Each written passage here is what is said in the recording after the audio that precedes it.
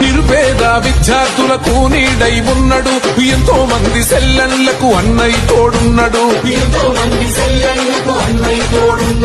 సమస్య ఎక్కడ ఉంటే అక్కడ గుపిస్తాడు అవతలోడు ఎవడైనా లెక్కలు తేల్చేస్తాడు నిరుపేద విద్యార్థులకు నీడై ఉన్నడు ఎంతో మంది సెల్లెళ్లకు అన్నయ్య తోడున్నడు సమస్య ఎక్కడ ఉంటే అక్కడ గుపిస్తాడు అవతలోడు ఎవడైనా లెక్కలు తేల్చేస్తాడు